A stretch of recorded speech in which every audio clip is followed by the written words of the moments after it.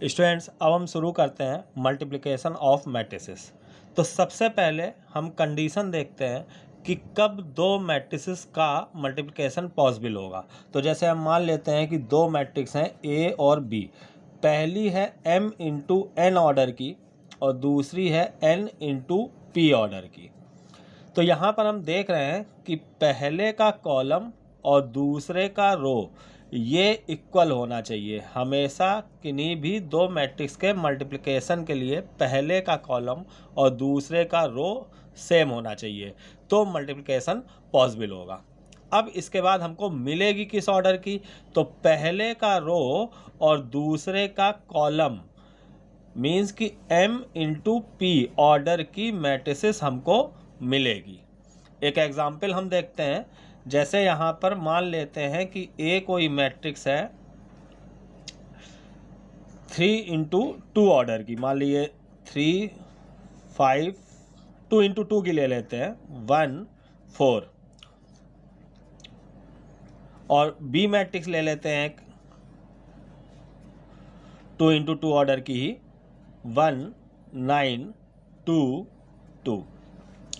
तो हम यहाँ पर देखते हैं कि पहली मैट्रिक्स का कॉलम और दूसरी मैट्रिक्स का रो सेम है, तो मल्टीप्लिकेशन पॉसिबल है। अब हमको मिलेगी किस ऑर्डर की, ए बी जो मैट्रिक्स है वो हमको मिलेगी पहले का रो और दूसरे का कॉलम, मीन्स कि 2 इंटू 2 ऑर्डर की मैट्रिक्स हमको मिलेगी।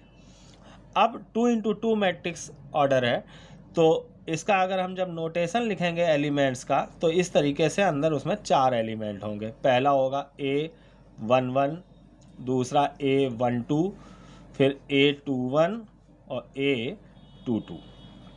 अब हमको ये 4 एलिमेंट्स प्राप्त करने हैं मैट्रिसेस के। तो इसके लिए अब हमें देखना है, ये ज़रा सावधानी से देखिएगा कि इसमें क्या करना होता है। जैसे हमको यहाँ पर A11 चाहिए, A11 अलग से हम लिख के समझा रहे हैं, इसको देखिएगा। A11 एलिमेंट चाहिए, तो इसमें जो पहले लिखा है ये हम रो लेंगे और हमेशा पहली मैट्रिक्स से लेंगे, और जो बाद में लिखा है ये हम कॉलम लेंगे और ये हमेशा दूसरी मैट्रिक्स से लेंगे। मीन्स कि पहली मैट्रिक्स से हमको पहली रो लेनी है और दूसरी मैट्रिक्स से हमको पहला कॉलम लेना है। 1 1 मतलब पहली रो पहली मैट्रिक्स से और कॉलम पहला दूसरी मैट्रिक्स से। यहाँ पर हम इनको एक साथ लिख लेते हैं, ए और बी को। 3 5 1 4 इंटू 1 9 2 2। अब पहली रो मीन्स कि ये हमने ले ली और पहला कॉलम हमने ये ले लिया। अब इनके कोरस्पॉन्डिंग एलिमेंट्स का मल्टीप्लाई करके ऐड करेंगे, तब हमको ये A11 मिलेगा। कैसे करेंगे ध्यान से देखिएगा। 3 इंटू 1 5 इंटू 2, और इनको हम ऐड कर देंगे। फिर से देखिए, 3 इंटू 1 3 आया, 5 इंटू 2 10 आया। तो इस तरीके से यहाँ पे ये 13 आएगा, ये A11 की वैल्यू हो जाएगी। अब ऐसे ही हमको A12 चाहिए, मीन्स कि पहली रो लेनी है हमको और दूसरा कॉलम लेना है। पहली रो लेनी है हमको फिर से वही पहली मैट्रिक्स से लेनी है, और कॉलम जो दूसरा लेना है वो हमको दूसरी मैट्रिक्स से लेना है। रो हमेशा पहली मैट्रिक्स से ली जाएगी, कॉलम हमेशा दूसरी मैट्रिक्स से लिया जाएगा। बस यहाँ पे जो भी उसका रिप्रेजेंटेशन होगा उसमें हम देखेंगे, जो पहले लिखा होगा वो रो लेंगे, जो बाद में लिखा होगा वो कॉलम लेंगे।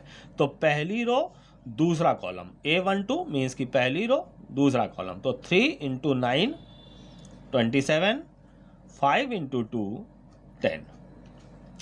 अब आते हैं हम A21 पे। तो A21 मीन्स कि ये ऐसे ही हम रफ में लिख के देख लेंगे, नहीं तो प्रैक्टिस होगी तो ये भी नहीं देखना पड़ेगा हमको।